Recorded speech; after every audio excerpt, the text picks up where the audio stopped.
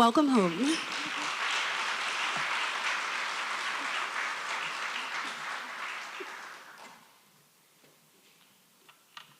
Wow, what a warm reception. Thank you. Thank you so much. And I understand that Minister Halkitis established protocol yesterday, so I'm going to just say thank you to Minister Halkitis and Minister Monroe for establishing protocol. But I'd like to begin by expressing my gratitude to those who made today's event possible. Thank you to the Organization of American States for inviting me to join you. OAS plays a critical role in bringing together leaders across the Western Hemisphere in building bridges between the Caribbean and its regional partners. Now, you've heard a little bit about me, and I am here, yes, representing the United States government. And so I especially thank Chargé Pitts for welcoming me. But as you heard Minister Monroe say, I'm also a daughter of this soil. Much of my family's history is intertwined with the history of the Bahamas. My ancestor arrived in the early 1800s. He settled here, built a home, built a community, and my family has been a part of that community for over 200 years. And so it is meaningful to me to be here at the OAS Cyber Symposium in my official capacity because I'm here representing the United States government, one member, but I'm a daughter of the Bahamas, another member. And our regional cybersecurity is something that is passionate for me. And over the years, I've witnessed an incredible transformation take place in the islands and across the Western Hemisphere. Through hard work, ingenuity, and in no small part, some boldness, we have embraced and accelerated stunning technological advancements and have fueled economic growth and human prosperity throughout the region. In the coming decade, I can envision even more digitally enabled transformation. And I believe that everyone should reap its benefits. Everyone should reap its benefits. That's the mission of my office in the White House, to ensure that all communities thrive and prosper in our digitally connected economies. I spend a lot of time thinking about how we accomplish that goal. How do we achieve economic prosperity through technical transformation? And perhaps more importantly, how do we do so in a way that is inclusive and equitable? In the US, we believe that the road to shared economic prosperity runs through investments in our communities and in our people. This Biden-Harris administration has catalyzed generational investments across America through 3 laws: the Bipartisan Infrastructure Law, the CHIPS and Science Act, and the Inflation Reduction Act. These investments set us on a pathway to a more equitable economy, a clean energy transition, a stronger democracy, and yes, a more competitive workforce. But we're cyber people. And we know that all of these lofty ambitions rely upon technical foundations. I'm committed to making sure that we work together across the government, industry, and people around the world to strengthen those cyber foundations at the outset. The President's strategic vision for cyberspace is one where defensibility, resilience, and a stalwart commitment to our values will enable our boldest and most impactful ambitions. We want to build a world where defenders, not attackers, have all of the advantages. I agree with Minister Monroe. We can develop technical systems that are secure by design, where security is intrinsically baked in, not later bolted on.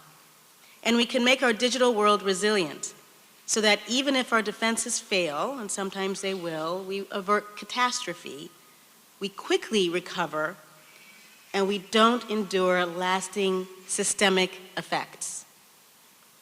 In everything we do, our values must shape our choices. Technology itself does not have values. It carries the values of the people who use it, who build it. We cannot pretend that technology is separate from people and all the things that we care about.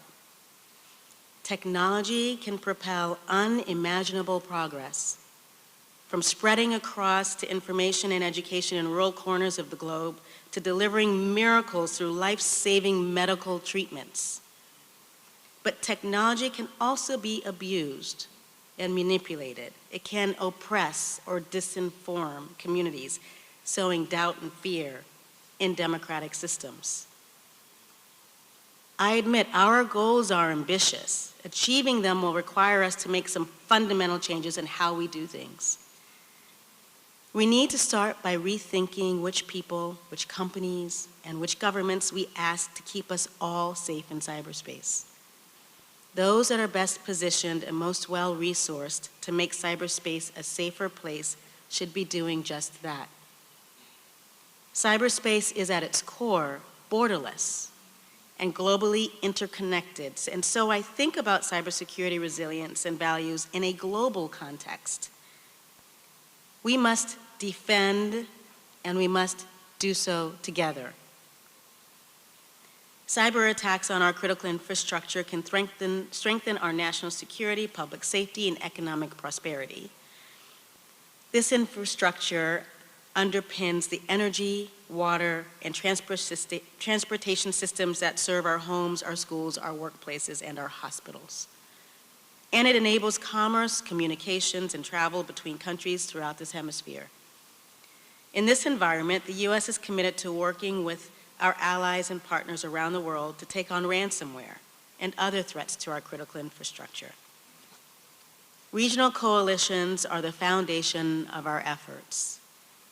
In the Western Hemisphere, we recognize the important role of the OAS, especially the Inter-American Committee Against Terrorism, where we acknowledge how they play in cybersecurity training, capacity, and national cyber strategies and policy development in our region. And I commend SICTE for their significant investments and ongoing efforts. We're also pursuing opportunities to build cyber capacity throughout the region. We can help one country become more secure. We can all become more secure. So I'm standing here as the U.S. National Cybersecurity Director. So I'm concerned about U.S. cybersecurity, but that is really dependent upon Bahamian cybersecurity, dependent upon Venezuela's cybersecurity, dependent upon Costa Rica's cybersecurity, and all of your security is dependent upon ours. We are committed to providing allies, partners, and those in need with timely, impactful support in times of crisis. And we're investing in long-term capacity building programs to build institutions to strengthen our workforces. Last year, when Costa Rica was hit by a particularly destructive ransomware attack, the administration rushed to provide assistance funds to address the imminent threat and support Costa Rican efforts to build a national cybersecurity operations center. This is the kind of assistance we hope to scale up and replicate throughout this region. When our friends call for support, we will be prepared to answer. But my vision for cyberspace is about more than just preparing for and responding to crises. It's not enough to manage the threats of today, and we have to admit that we can never move fast enough in this game of whack-a-mole. Instead, we need to make it so that when public and private sector entities face trade-offs between easy but temporary fixes and harder solutions that will stand the test of time, they have the incentives they need to consistently choose the latter.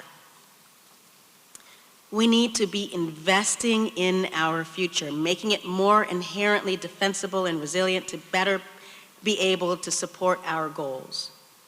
Goals like rapid, high bandwidth communications that enable collaboration, commerce, and cultural exchange. Goals like a power grid capable of distributing renewable energy across vast distances with acute precision. And goals like an internet that strengthens democracy around the globe. And while I know how often our attention as national leaders is drawn to the crisis of the day or short-term solutions, we can't avoid that. That mentality will not help future generations. So for example, We are making choices today that will determine the security and trustworthiness of our technology supply chain for years to come. We are building secure and resilient global supply chains for information communications technology and operational technology, products and services. We know the importance of ensuring that trusted vendors are baked in at the forefront of our critical supply chains in 5G and next-gen wireless networks. When we make that sovereign decision for our own networks, we know governance matters. Vendors, from signatories to the Budapest Convention on Cybercrime, provide some safeguards for our citizens and our infrastructure. But this secure, resilient infrastructure is about more than just hardware. We are also committed to a values-driven, norms-based approach to upholding responsible state behavior in cyberspace. And we will continue advancing accountability when states fail to live to its commitments. Ultimately, this call comes down to people. A central pillar of our efforts to build that shared prosperous future will be strengthening our cyber education system and growing our common national cyber workforce. No amount of technical fixes will matter if we don't have the trained professionals to implement them. And cybersecurity jobs are fundamentally good jobs. We know the demand is out there, and it's on all of us to ensure that we have adequate supply. This is an area where there is tremendous innovation happening throughout the world. We know we have much to learn from our hemispheric partners and look forward to working together to tackle this challenge as a global community. That's what I really want to get across today. We're all in, all together.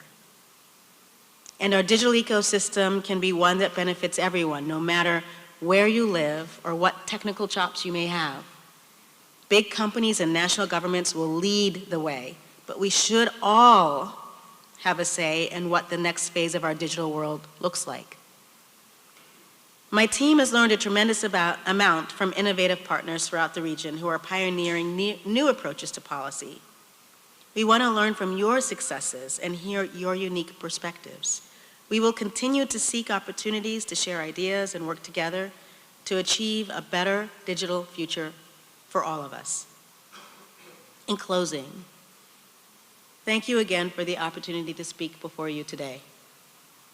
I'm thrilled to be here in the Bahamas discussing the importance of cybersecurity in the Western Hemisphere. For me, this is key. I look forward to rolling up our sleeves and working together to advance a digital future that is defensible, that is resilient, and that is aligned with our values. Thank you so much.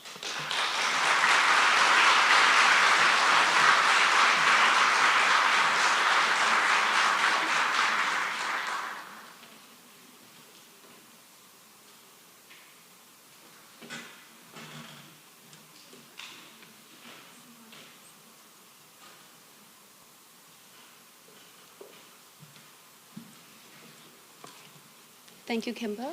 That was very insightful, and we're all appreciative for your appearance here today. And again, welcome back home to the Bahamas. I hope you enjoyed your stay thus far. So coming with a brief presentation is going to be Symmetria McKinney. She's the manager of the Bahamas National CERT. Symmetria is a fundamental and pioneer in the cybersecurity industry here in the Bahamas, and we invite her here today.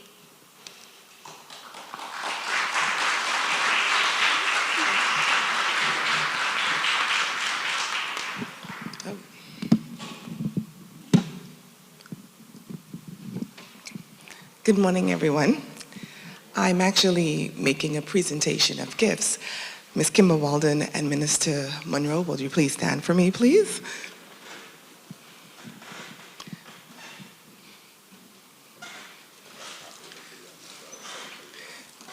Minister, if you would. Yes, it's for Kimber. So on behalf of the Bahamas, and all of us here today, Kimber, we would like to present you with these authentic items from the Bahamas. I'm going to put in a shameless plug. This basket is made in South Andros, and all products are native to South Andros. And we also give you an additional gift of Bahamian items, again, made in the Bahamas for you to enjoy and remember us by. So thank you so much for coming and being a part of this.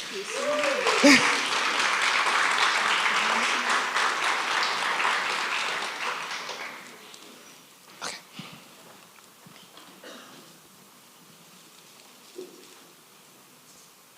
He hasn't taken a picture. We need to take a picture. We need a picture. The first one. Would you like to? They want a photo, yeah.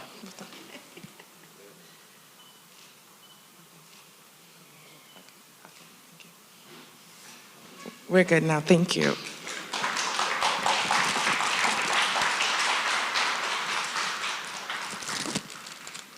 Okay, and you're wanting to present? Thank you. Yes, I don't have such a beautiful packaging, but I did want to thank Minister Monroe and the government of the Bahamas for welcoming me home. And I do view this as home, if you don't mind me opening your present. This is the same seal that sits on the president's desk in the Oval Office. So thank you so much. I'll be very sure to deliver it to my boss, the Prime Minister. I'm trying to keep my job, you see.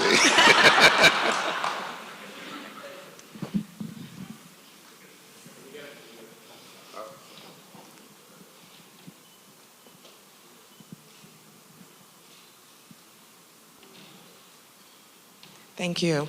And now we'll invite Ms. Allison Trappell to the stage, please.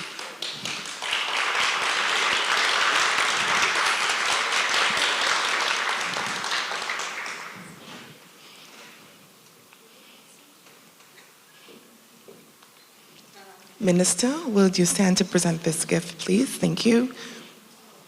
On behalf of the Bahamas, the people of the Bahamas, and all of us here today,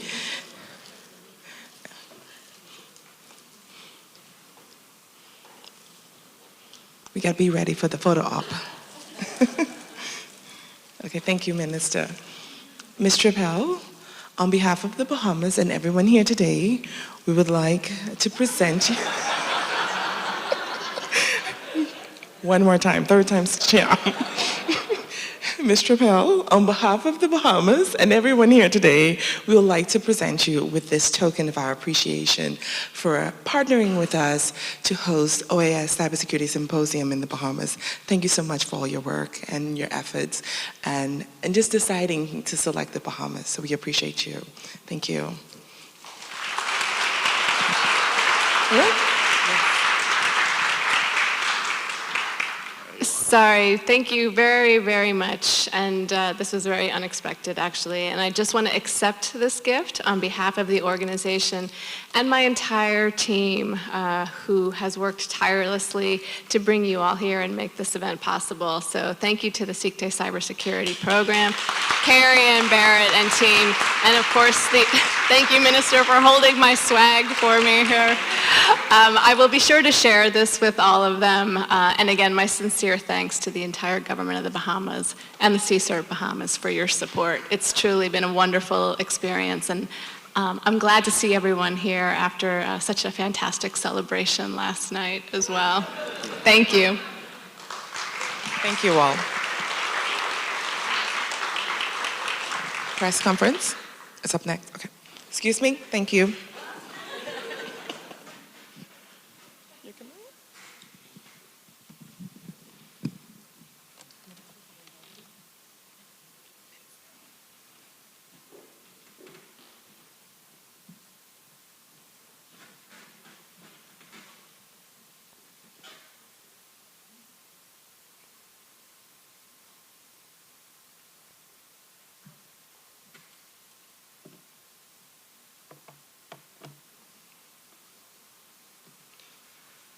Day two is always a bit hard because day one is usually full of excitement. It's a long day.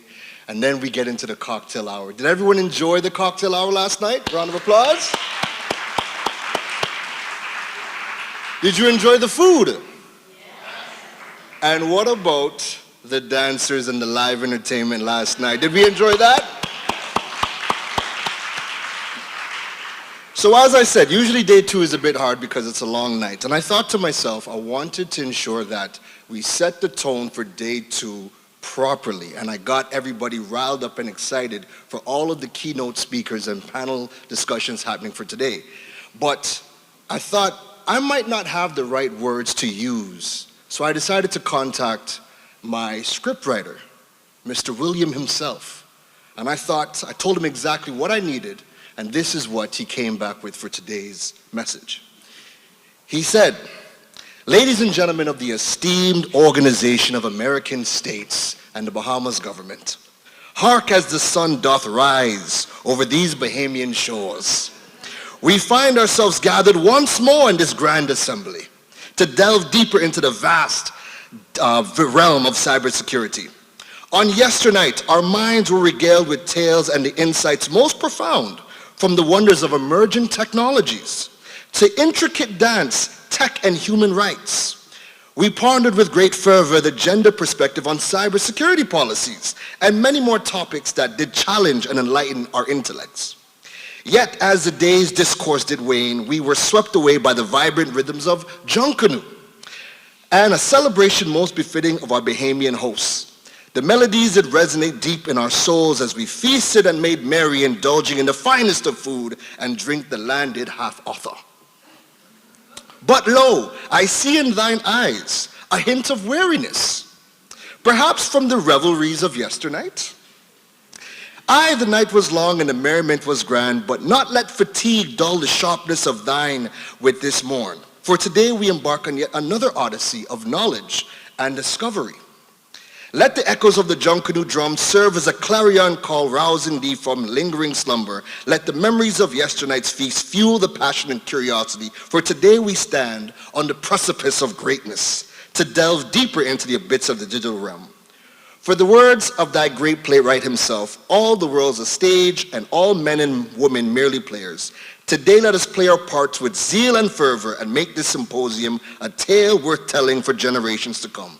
So I say onward today too, for excitement, enlightenment, and camaraderie await. Godspeed, and may the winds of knowledge ever be at our backs."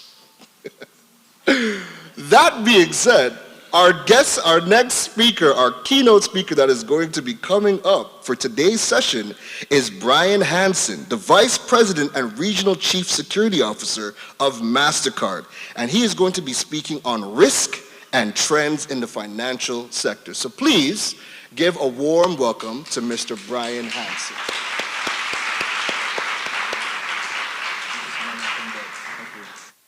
Good morning, everyone. I'm very excited to be here with you today, and I want to start off by thanking the government of the Bahamas and also the esteemed Organization of American States for the opportunity to be here with you. I am going to be talking about risks and threats in the financial sector, and when I think about the financial sector, who's in it, right? Who's in the financial sector? Anybody here work in the financial sector? Everybody's in the financial sector.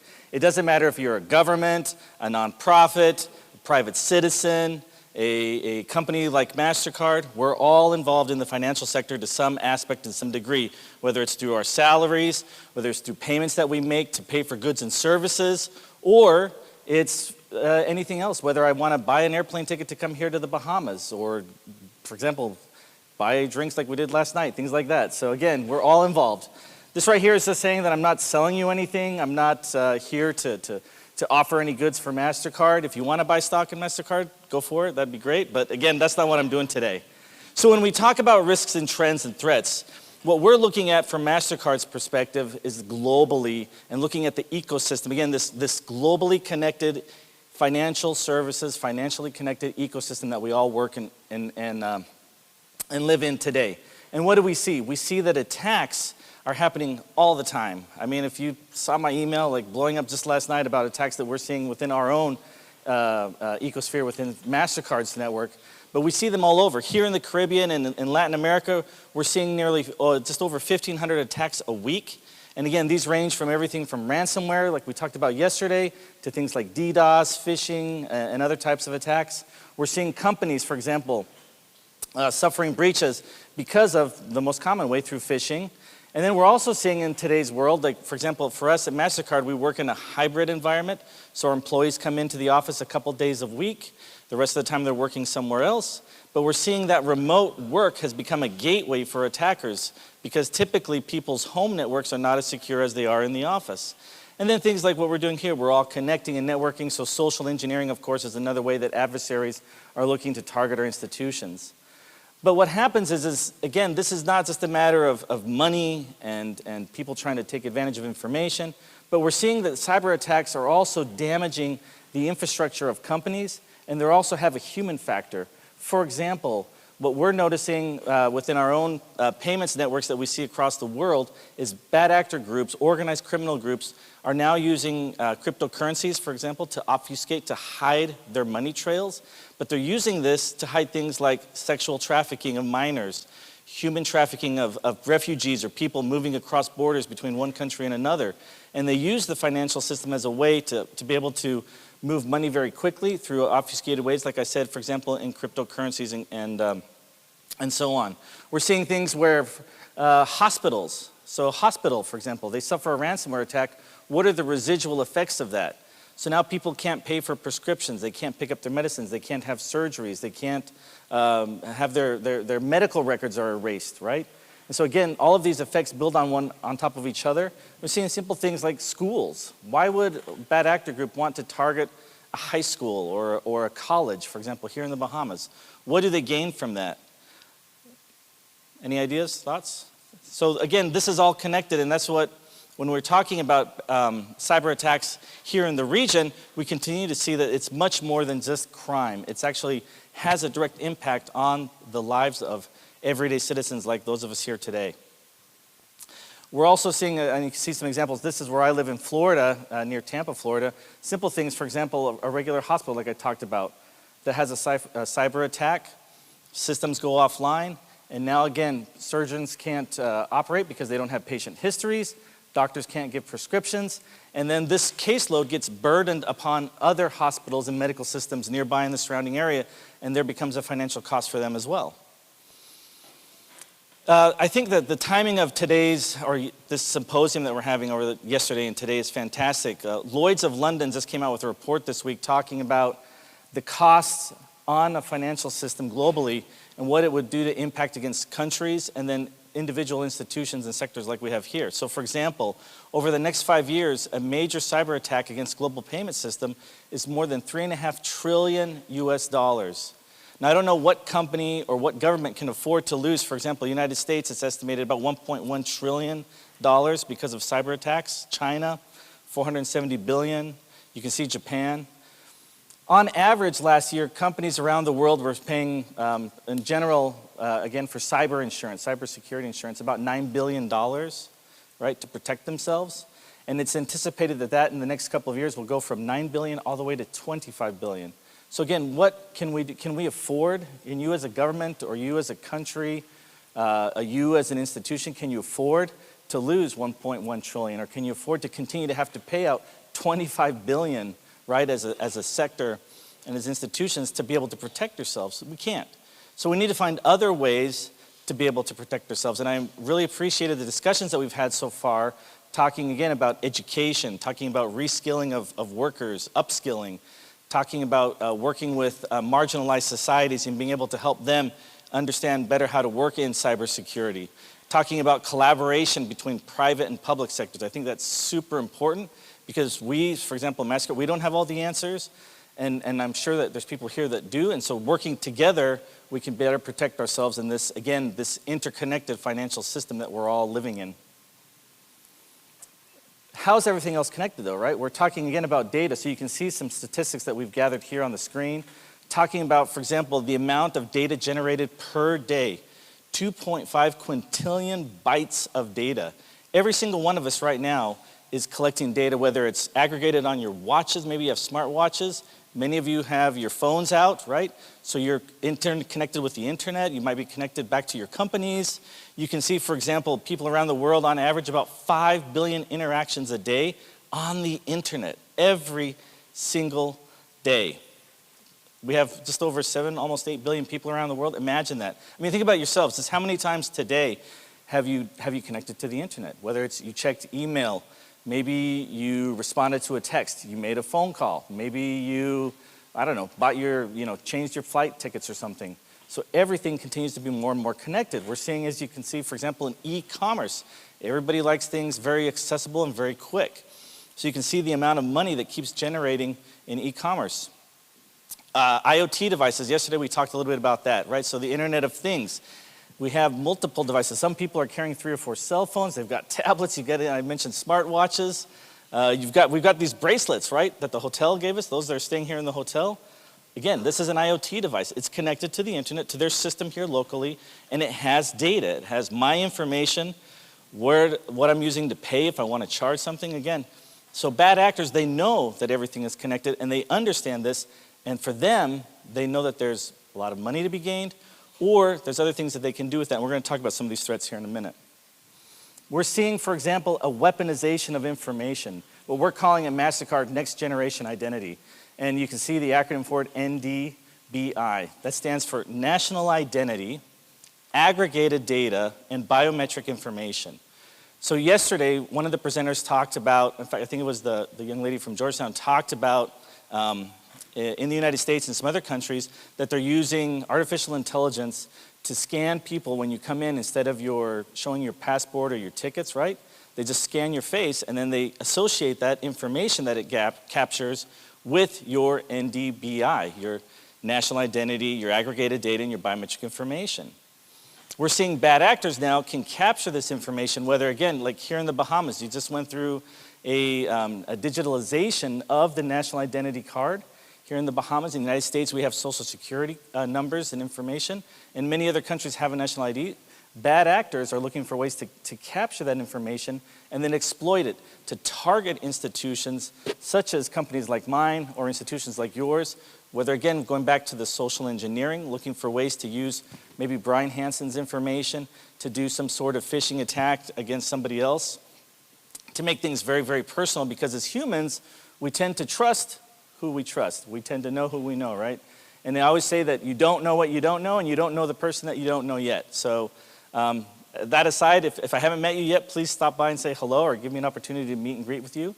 But again, bad actors are doing the same thing. They're looking for ways to capture this information, whether maybe it's through a travel card, or maybe it's a certain website, maybe it's a third party that my company works with that has a data loss or data breach, and then that information gets aggregated together so that bad actors can build profiles. They can look on LinkedIn and other job portals to see what type of work and capabilities that we have to better target institutions and companies. We're going to talk a little bit more about third-party data and some of the risks there. Another big one is just the supply chains, right? I mentioned in the beginning how connected everything is in this financial system. But at the same time, the supply chain is something that has a risk to companies. If we can't, for example, we don't have electricity, if we don't have phone lines, if we don't have internet, if we don't have a simple thing like toilet paper for the restrooms, employees aren't going to come to the office. So again, it's things that are connected, and the bad actors, whether that's a nation state or some sort of individual organization, they know that they maybe can't target MasterCard per se, but they can come after our supply chain. And it's the same thing with your governments and institutions. And I've already talked about how connected everything is through IoT. We're seeing artificial intelligence being more and more exploited by bad actors to do things like impersonation of executives. We've seen cases, for example, we had a recent issue within MasterCard. Some of our employees were being targeted through social media applications, WhatsApp, Signal, things like that, where people were actually uploading images, creating profiles on those applications, and then targeting those to our employees, pretending to be senior executives, saying, hey, I'm here, I need some help, I'm stuck, I need a little bit of money. And we've had cases of people where they're they're transferring funds to be able to support those types of scams, those types of crimes. In this instance, what you see here, this is the CEO of Binance, and He's a big fan of Bruce Lee, but his team, they made just a short video of showing him pretending to be Bruce Lee, and it's done through artificial intelligence. But again, bad actors are using the same technology, which is free, by the way, to be able to create images where they can project and pretend to be somebody else to have a conversation with you. Because again, so much information is already available on the internet where they can go and they can download your voice, they can download pictures, and they can create these profiles so that it makes it harder for your employees, your family members, your team members to know whether it's really Brian or if it's really somebody else. We're seeing, for example, you can see a case here that happened in Hong Kong where fraudsters were able to clone a director's voice just by recordings that they found online. They were able to use software and artificial intelligence to manipulate the voice so that it sounded like the real person. And when the employees hear it on the phone, they think that's who they're talking with. We saw another case where people were having an actual, like a Zoom call, but it wasn't the person, it was a hologram, an image of that individual that had been captured through different video clippings and then replicated onto the Zoom call so that the persons interacting with them thought it was really this company executive, but it wasn't. It was a criminal that was hiding behind it. We're seeing, again, things like phishing, right? Very, very easy. If you look back 10 years ago, it was a little bit easier to find phishing emails because of the way, particularly in English, that the grammar was a little bit sloppy or choppy, didn't seem to make sense. But now through all sorts of free applications, criminals can very, very quickly and very easily spread them, phishing emails around the world and in multiple languages with proper grammar and including slang so that it sounds authentic, it looks authentic. What you see there that's listed under fake is one that we received at MasterCard that went around to end consumers, people like yourselves, but also our employees saying, hey, do this, and pretending to be from our CEO. So it's very, very quick. It doesn't cost the criminals anything. And it's, again, an easy way to get into your organization. We're seeing also things like, for example, in talking about artificial intelligence and how it's used in terms of videos and images, things like organizations, bad actor groups that are using it to defame or to, maybe they can't target us financially, but they can do it through another roundabout method where they can make our reputation be damaged. And so that costs us as a company or as an institution, can cost money. We're seeing things where they can target individuals and for example, in today's geopolitically connected world, if I say something that's antagonistic, like maybe I said something, or I didn't say, but if they pretend like I said something offensive, for example, about the government of Bahamas or something, again, this can be easily done and it can cause damage, reputational damage, as well as financial damage to an institution. Things like ghost fraud, for example, where they're taking deceased people and they're creating accounts and profiles. I wouldn't know if somebody's passed away in another country, but they can take that person's information and then upload it and create from other images, make it so that it seems like the person is still alive and interacting with institutions. We're seeing things like, you can see here, these are free softwares that you see, for example, FaceSwap. Again, it's for videos, artificial intelligence, very, very easy to use, it's free. Yesterday there was a little bit of discussion about ChatGPT, and again I've talked about how bad actors are using that today to do things like phishing scams. We're seeing things, for example, WormGPT was a big one earlier this year, where they're using that to very quickly, people who search for ChatGPT, their systems can become infected with this one.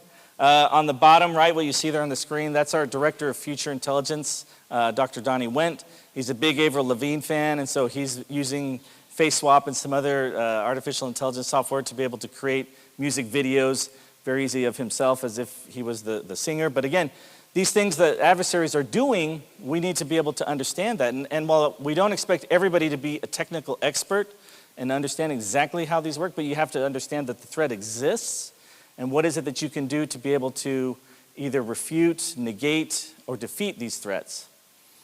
And it doesn't have to be something extremely technological. What you can see here is the Flipper. There's actually a Flipper 2.0. I don't know if anybody's familiar with this, but this small device that's it's sold all over the world. Actually, you can go online and buy it, not on Amazon or anything, but you can still buy it online. But this device does all sorts of things. It can clone badges. It can clone signals, for example, from this. It can clone credit cards, the information from a credit card.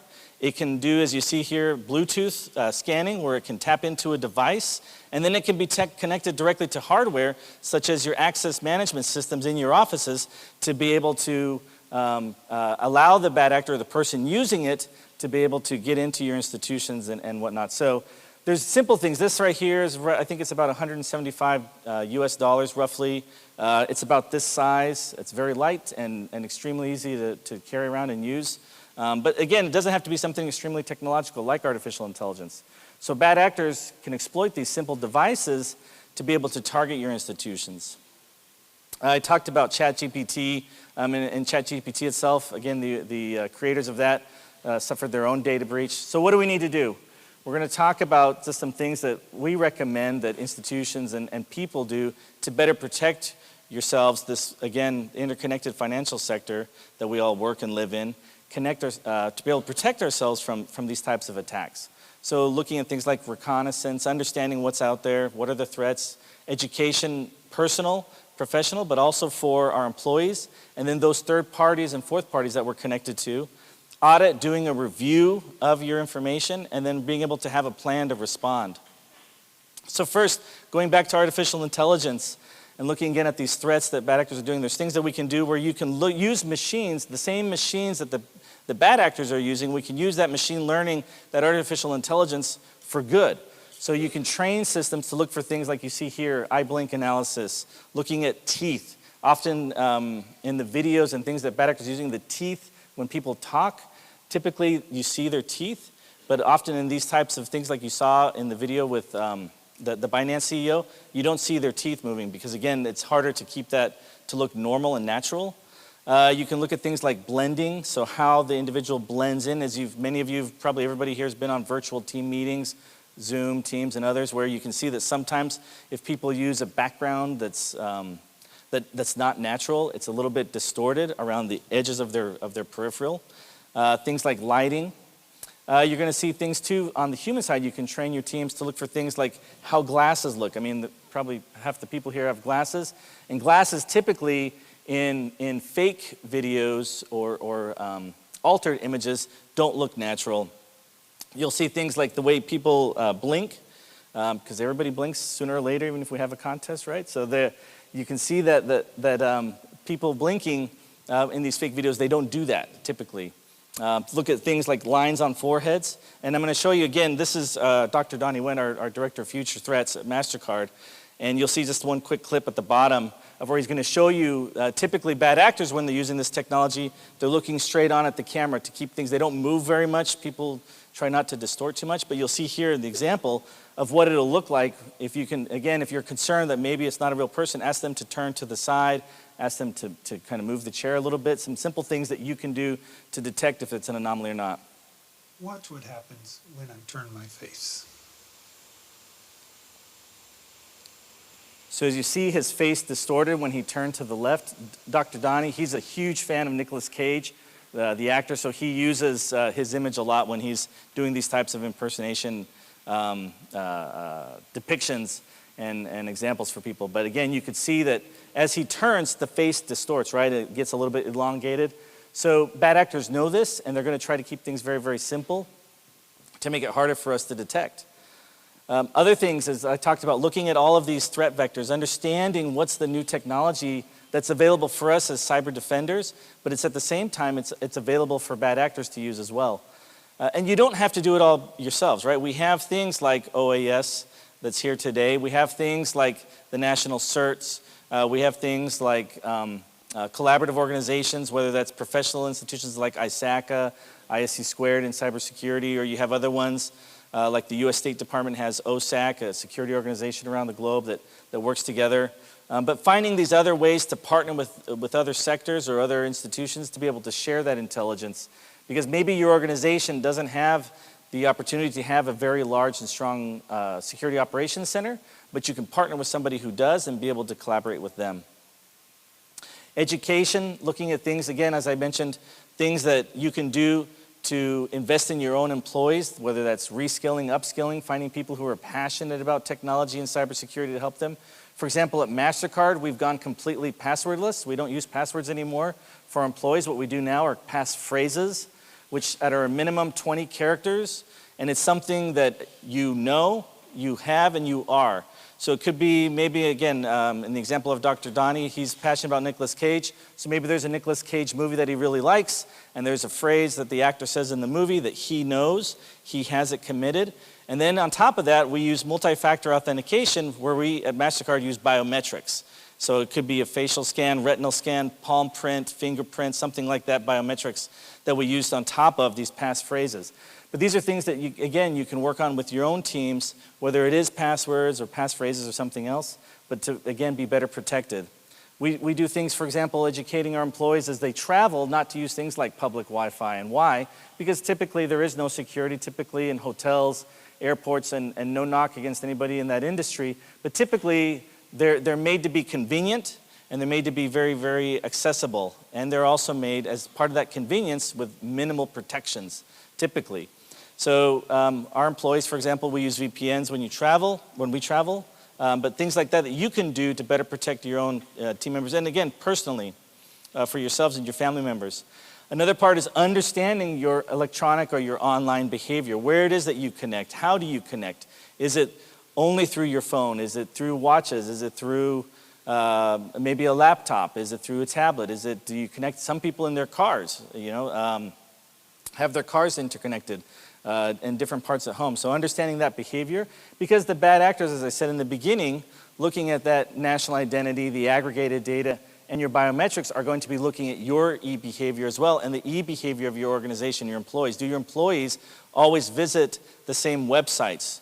Do they always go to the same coffee shop for lunch that has free Wi-Fi that they can use outside of the office? So looking at those things and understanding what those threats are will enable you to be better protected in the future. We talk to our employees too when we think about auditing, again, at the telemetry and how things are connected. And I mentioned this just a second ago about the devices and understanding what your attack surface is. So that also includes everything that's online. It could be a website that your company used 5 years ago for a marketing campaign, that maybe the person who created it has now changed either positions or employers somewhere else, and maybe somebody forgot, but that's still connected on the internet, providing an opportunity for bad actors to be able to come into your organization. So looking at what you have that's out there on the attack surface for you as an organization or as a person. If I Google or I search for Brian Hansen, what am I going to find, right? You'll find a lot of fake ones, but there's only one, so that's real. But look again, seeing what is available online and understanding that. Also, ensuring that you've updated things like simple things, like something as simple as your antivirus, looking at that updates for outdated equipment. Maybe the manufacturer doesn't produce any sort of vulnerability updates or anything like that because they've gone out of business or they've moved on to a different model. So understanding what those risks are there with the equipment and things that you have in your institutions. And then I can't say it enough, but being mindful of what it is you share with third parties, because more often than not, that third party can be the greatest risk to you. That organization, either it's a third party or the fourth party or the fifth that's connected to them, because everybody knows that many institutions use subcontractors and so on to do their work, right? So understanding that and making sure that if they do, and you're okay with them doing business with you, but that they're up to your levels of security. Again, so just looking at third parties and the risks you can see here this year, we've seen the Move IT attacks, the Move It attacks that have happened all over, targeting all sorts of institutions from banks to, there was a huge one in California in the United States, looking at education systems, going after, again, that student data. Hospitals, law firms, all sorts of sectors are being targeted, and it's because of this one third party that suffered a data breach because of a vulnerability that they had, they weren't aware of, and the bad actors have exploited it. Understanding that within risk, you have really, we look at 5 different types. So you've got your general business continuity, being able to be resilient. Ethics and compliance is a risk that you also face working with third parties to make sure that they're up to your compliance standards, because if one of the third parties we're working with does something maybe in Brazil, here in the Bahamas, in Costa Rica or somewhere else, we're the ones that are still responsible for that. Looking at information security, we've talked a little bit about today, and then data privacy is big. And what happens with these organizations, if we suffer a breach, is it the third party that's blamed, as you can see here in the cases on the screen with Move IT? No, it's the organization that contracted with them that's the one that's responsible, and those are the ones that are getting sued. And when you go back to the beginning where I talked about that $3.5 trillion that companies and countries will suffer as losses, this is where it's going to come into as well, is when people, consumers, end up suing organizations, taking them to court saying, you are the reason why my data is now available for bad actors to manipulate and use. One of the things that we're doing at MasterCard is we've partnered with an organization called the Global Cyber Alliance and provided a series looking, again, as a way to try and help the greater sector in terms of this third-party risk, is we've partnered with the Global Cyber Alliance and produced a series of cybersecurity tools and trainings that are free of charge for anybody anywhere in the world to use. And you can see it here, so you can go to globalcyberalliance.org. They're available in multiple languages, Spanish and Portuguese for sure, English obviously, but these tools, again, are for anybody who would like to use them and be able to provide a bit of a little bit higher standard to be able to elevate these small and medium-sized businesses and provide a little bit of protection for those types of organizations that have this third-party risk. And again, they don't maybe have a security operations center or a CISO or a threat intelligence team. They can use something like this to be able to better protect themselves. We also have them available for individuals, for journalists, academic institutions, and you can find them there. But again, this is something that, whether it's in this method through the Global Cyber Alliance or things like you're doing here today where you're networking and working with others that are passionate about technology and passionate about cybersecurity, looking at ways to better protect yourselves and your individual institutions and try and reduce the risks that you see here today on the screen. Also, one of the things that I like to talk with people about is understanding that cybersecurity is a broad sector, right? It's huge. It's not just somebody at a computer doing engineering or developing, but we have things like communication, and we have bad actors that, as I said, are using artificial intelligence and other technologies to create disinformation or misinformation. What you can see here on your screen, what you see on the screen is this is a gentleman that when the war began with Russia and Ukraine, he purportedly was a Chinese citizen who went to Russia and joined the Russian military to fight on the side of Russia. And he was recording all these blogs and podcasts basically from the front lines in Ukraine and was sending them to people in China and asking for donations. Well, somebody began to investigate and it turns out everything was fake, that this was a gentleman in China, but he was nowhere near Ukraine or Russia and had been using some artificial intelligence software to be able to make things like you can see on the screen, videos of himself with the effects as if he was fighting. But the idea here is that we understand that it's very simple. And again, he's not targeting us or one of you, but he's doing something that creates something that seems real when it's not. For, in this case, to try and get money or cause misinformation. So we need to have a plan as cybersecurity professionals how to respond to these types of things. Whether, again, it's misinformation about our company, our government, or our institution, but being able to know that bad actors can do that and make things that seem real but are not real in the cyber world. So what do we have to do at the end of the day? We need to have our backups, be able to respond. We need to understand our supply chain, and then geopolitics. And what I mean by this, so backups, understanding that, again, we're going to be targeted. We've talked about the number of attacks that are happening weekly in Latin America and the Caribbean. We've talked about the costs for those attacks. But we have to have a plan to be able to respond, to have the backups ready in case we do suffer a ransomware attack or you do suffer some sort of data loss, being able to have a plan to respond to that. Looking at your supply chain, both upstream and downstream, and understanding the third and fourth and fifth parties that are connected to you, and what are the risks there that come from those organizations. And then understand the geopolitics, because while, for example, us as MasterCard, we are politically agnostic, but we're in a world where everything is still connected. So if there is a war in Asia, it can have an impact directly on our business, our employees, their safety, but also in the cyber world, where maybe we are targeted because of perceptions against the company or perception against the government. Things that are happening right now in the Middle East, in Israel and Palestine, are having a direct impact over here in this part of the world, again, through the cyber attacks against governments that might seem friendly to one side or the other, or organizations, whether they're political or not, that might have an affinity towards one side or another. So being able to be prepared for that and understand that that threat exists is very important. Finally, I think it's important that we remember in cybersecurity that, as I said earlier, you only know what you know and you don't know what you don't know.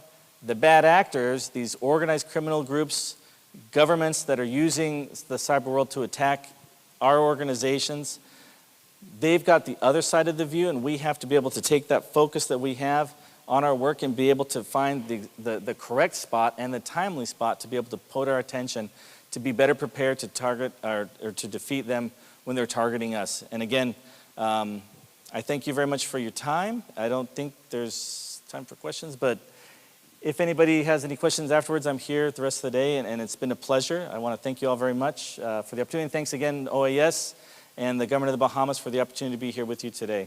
Thank you.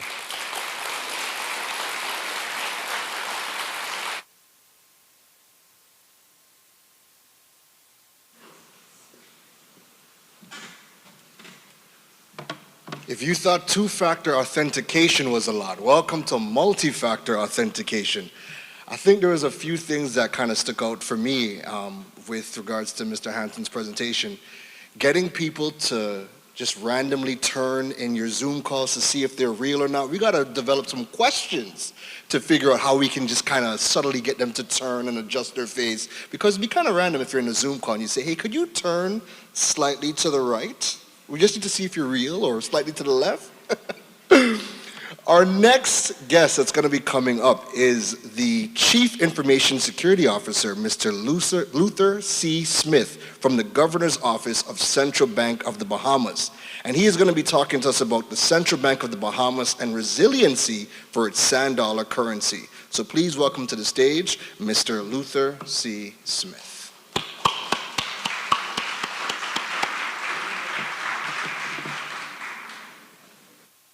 Thank you very much. No problem.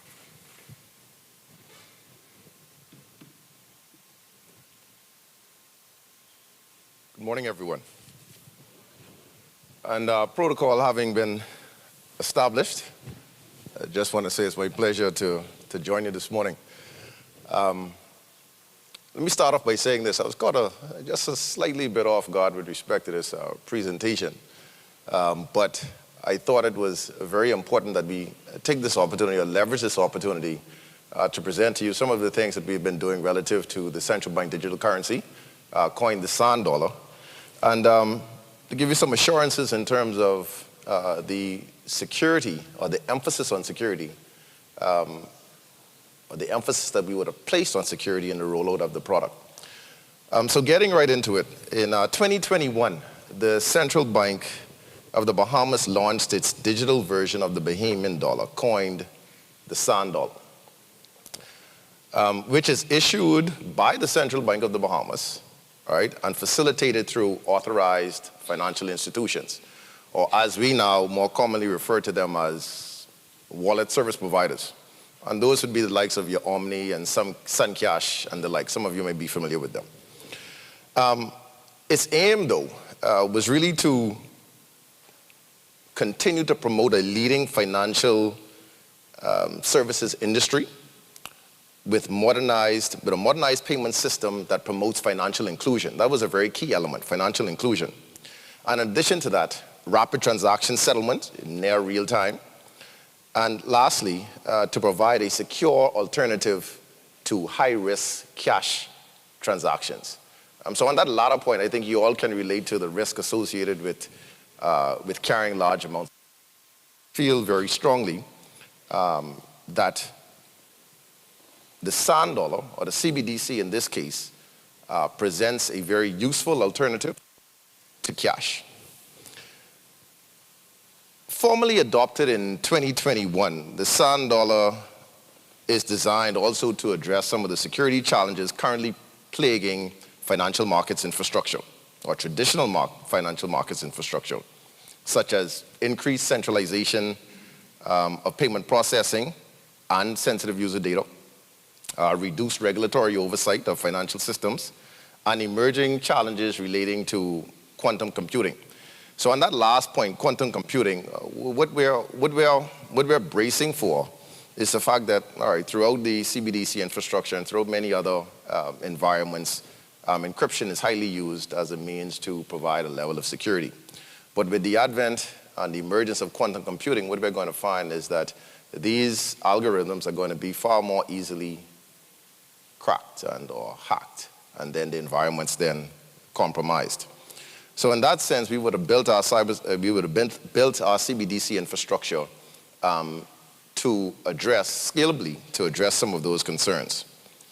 Now, to start, I will speak broadly regarding some of the key security concerns surrounding CBDCs in general, and then provide some insight into how these are mitigated in our own central bank digital currency, the sand dollar. So to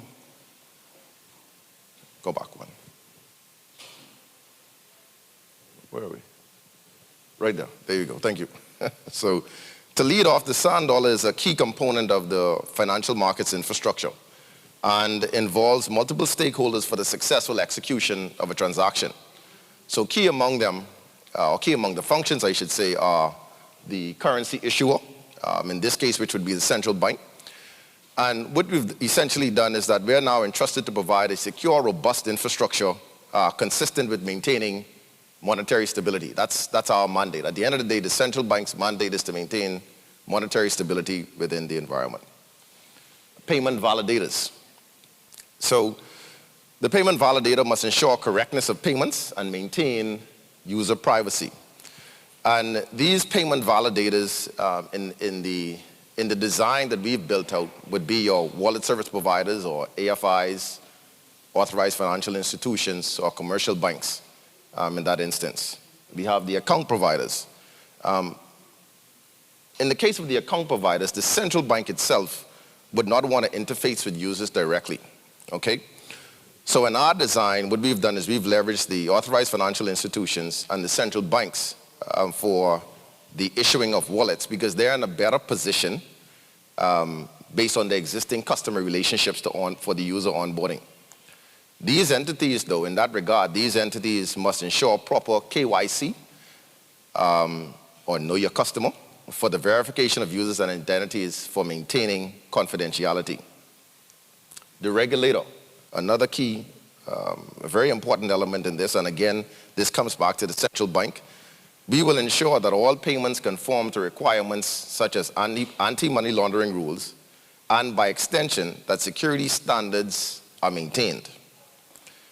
Oversight in this regard is performed by our the supervisory arm of the bank, or our bank supervision department, and then by extension, our second and third line risk managers within the central bank. And me in my capacity as Chief Information Security Officer would make up one of the second line of defenses.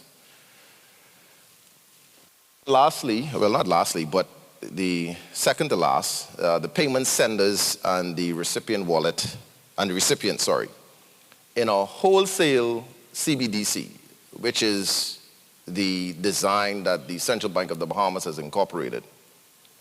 The payment sender and recipient in this instance would be your commercial banks, right? Or AFIs, as I've alluded to earlier. And they would be performing interbank settlement. Payment senders and recipients, from our perspective, and their transactions are inherently not to be trusted. We say that in the sense that each transaction must be validated to ensure that it conforms to the system rules and the compliance policies that are built therein. And lastly, very key, is the technology provider. There must be assurances that the technology provider's solution can be trusted for correctness of payments and credential management.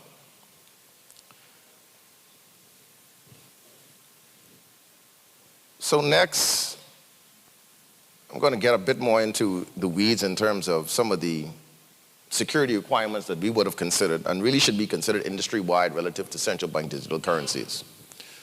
So in Sand Dollar, we aim to satisfy a number of properties, both security and performance related. And chief among them are integrity, authentication and authorization, confidentiality, privacy, resilience, network performance, but not least, governance.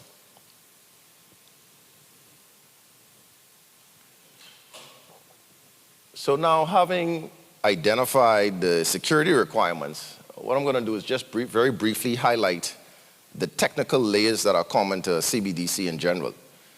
And these are important because this is how we define or we build out our strategy, our risk mitigation strategy, or our cybersecurity strategy, information security strategy, or however you wish to coin it. But at the core, at the layers, what we have is we have the human, and in our instance, or in the case of a CBDC, that would be your individual wallet holders and or merchants. You have the application, which refers to the mobile wallet or app used to facilitate transactions. We have the consensus layer, which refers to the authentication mechanisms that are used. You have your compute and your storage, and these refer to the computer systems and storage infrastructure that supports the CBDC core. Of course, you have your network. In the case of the network, we're referring to both the private and public network. So there's a private network that links the CBDC core to the authorized financial institutions or the commercial banks that provide the services directly to the end user or the customer. And then lastly, we have the hardware layer that primarily speaks to mobile devices to facilitate wallet-to-wallet transactions.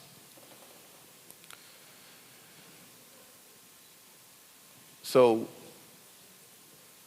now let's take an opportunity to explore briefly the threats to sand dollar and again CBDCs in general, because we're not unique in this instance. So users, right?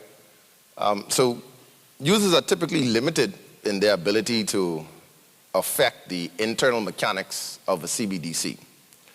But typically what they can do is they can attempt to manipulate another user to gain, or a wallet holder, to gain access to their wallet and then potentially steal funds. So one of the things that is very important, and what the central bank is doing, is enhancing or increasing our information security awareness campaign relative to the sand dollar, to ensure that you as users, as merchants, are adequately equipped to know how to operate in this environment. Two, third parties, all right? So there are various types of third parties that can threaten a CBDC. Key among them are scammers, application developers, and hardware manufacturers. These adversaries are, I guess, generally more sophisticated, more powerful in terms of their capabilities than an end user or wallet holder. And they tend to have more resources to be able to attack multiple layers, the layers that we would have referred to earlier, attack multiple layers ranging from the hardware to the application. So they're far more equipped. So for example, they may release, I guess, malicious applications into the CBDC ecosystem. You may have a manufacturer, third-party manufacturer that may create a backdoor to a hardware wallet.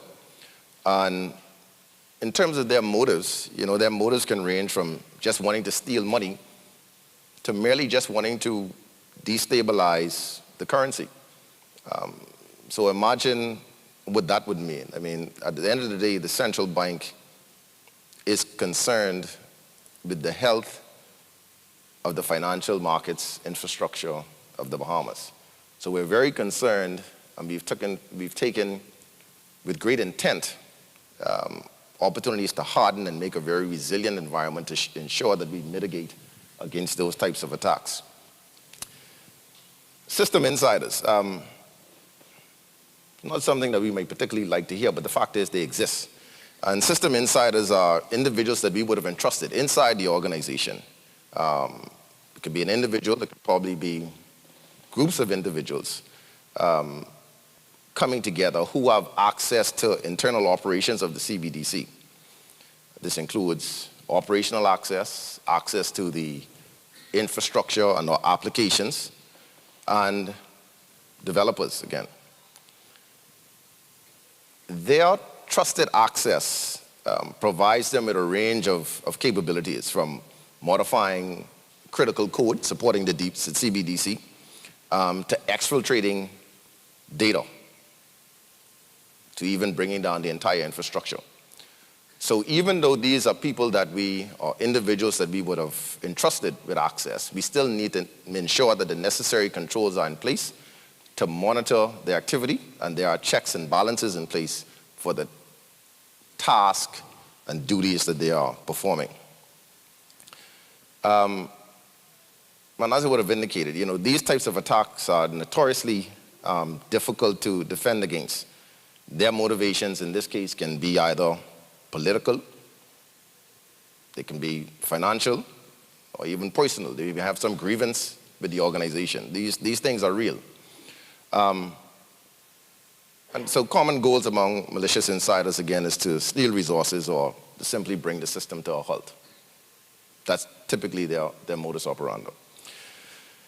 And lastly, which we're not as, I would like to say, we're not as susceptible to, but nonetheless it is real and we must plan for it, is attacks by nation states. Again, we don't necessarily view our jurisdiction as having that type of climate, but nonetheless, we have to plan and mitigate against that. So these types of threat actors tend to have, limited resources to spend. And they have offensive tactics, including the development of zero-day attacks, as well as the deployment of sophisticated attacks against applications, perhaps operating systems, and even the hardware. Additionally, given their access to large amounts of resources, they can coerce producers, they can coerce persons that work on the inside to assist them in their actions. So,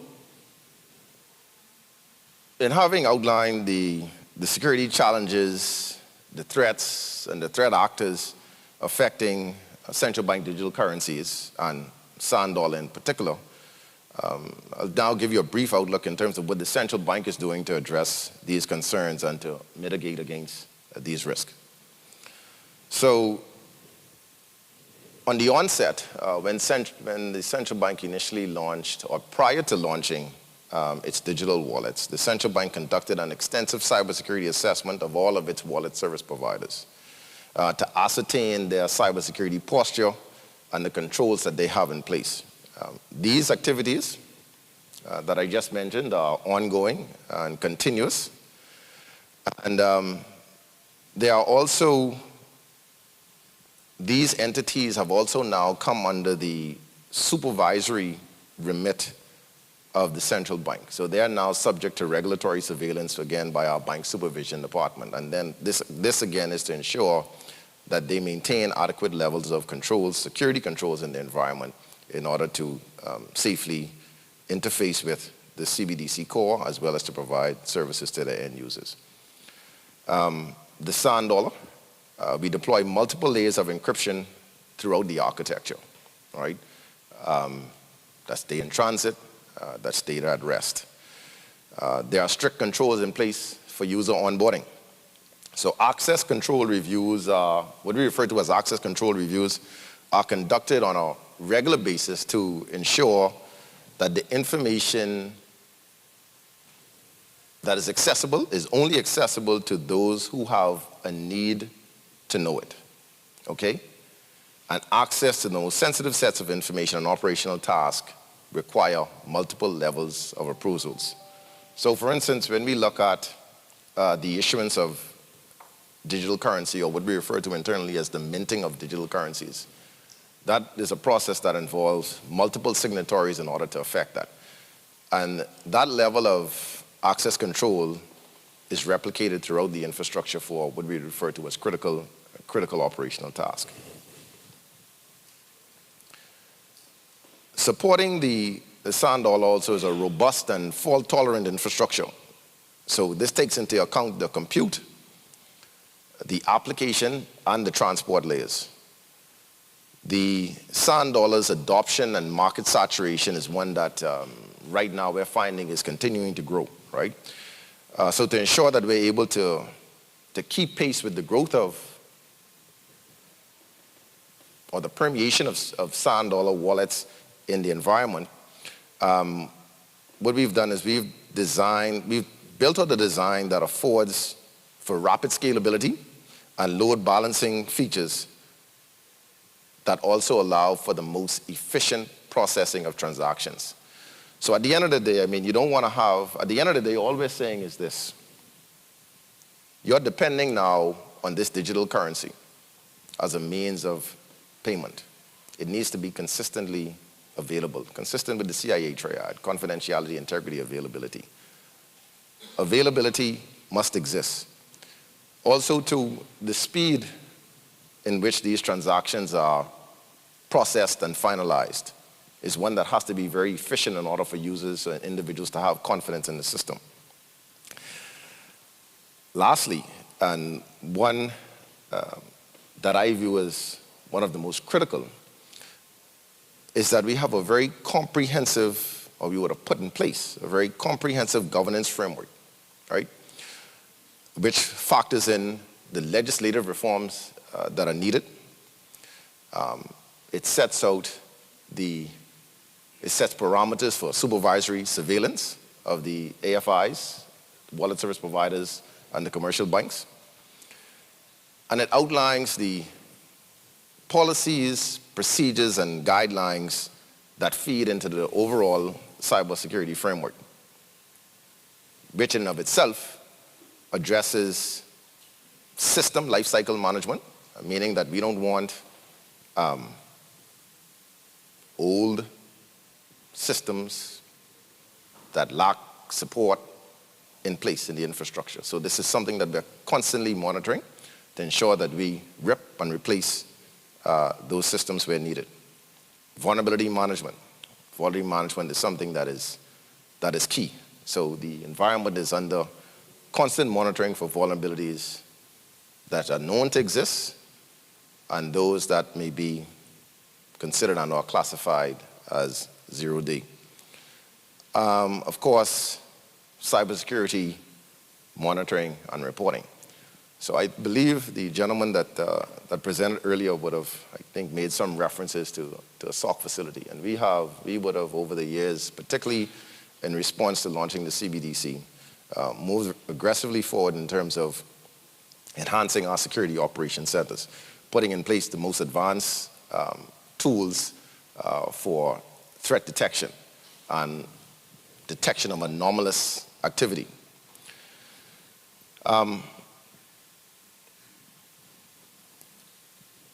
So as I bring this presentation to a close, what I hope to bring across is this. We have taken an holistic approach to CBDC security ensures that there's an effective solution that meets the security requirements of all stakeholders, right? As an early adopter of CBDC, we were one of the first out of the gates, if not the first.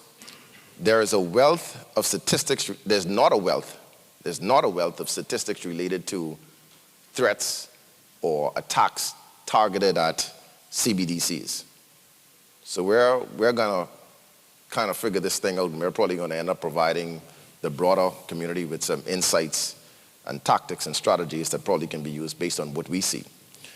But at the end of the day, CBDCs face very similar challenges to any other financial markets infrastructure. But the fact of the matter is, and the relief is that there are frameworks that already exist that can help us to navigate these risks and to mitigate against these risks.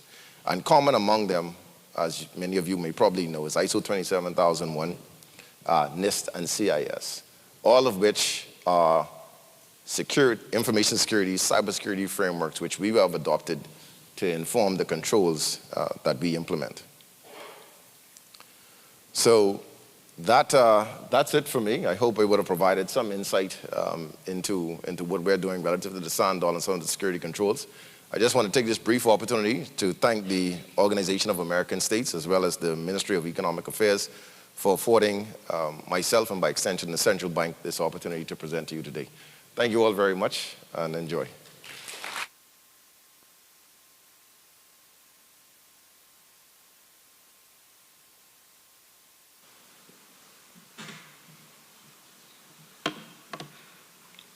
So we've had some tweaks to the program, as you guys might have noticed by now. Because of a lot of the amount of time, we had to cut the coffee break, but we have 2 more presentations, and then at 12:30 we're going to be going to lunch. Our next presentation, however, is going to be in Spanish, so for everybody who needs to get some headsets, you can make your way to the back right now to go and grab your headsets for the upcoming presentation. So incident management is the process used by cybersecurity, DevOps, and IT professionals. Cryptocurrency is not only restricted to cybercrime, but is used for all types of crimes that involve the transmission of monetary value. This includes money laundering, financial sanctions, evasions, and other corruption-related crimes such as bribery and embezzlement. Our next speaker, Mr. Antonio Maza, Senior Officer, Specialized Fiscal Unit in Cybercrime from Argentina, is coming up to speak to us about the fraudulent use of cryptocurrencies. Now, he is not here today, but he is going to be coming in live on video feed. So like I said, grab your headsets. The full presentation is going to be in Spanish, and that is coming up now.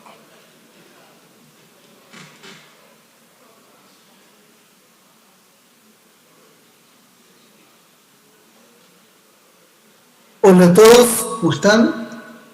Es un gusto saludarlos y compartir esta sesión.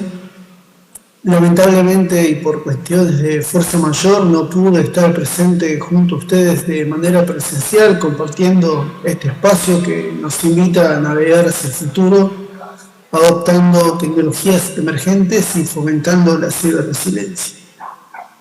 Y si hablamos de tecnologías emergentes, las criptomonedas tienen un rol más que preponderante.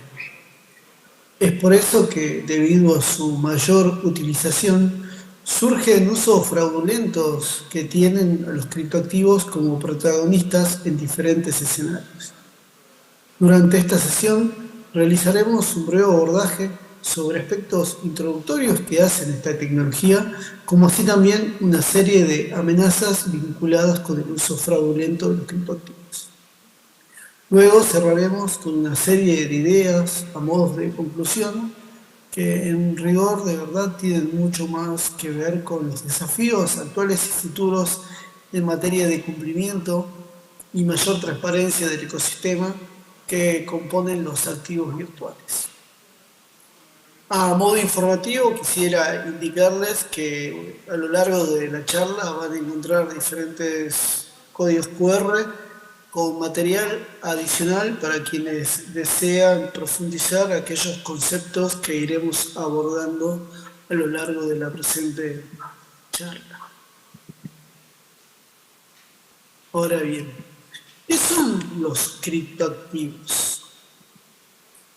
Según la guía para la regulación del lavado de activos y financiamiento de terrorismo mediante activos virtuales y proveedores de servicios de activos virtuales, de GAFI, son una representación digital de valor que puede ser comercializado o transferido digitalmente y se puede utilizar con fines de pago o incluso también de inversión.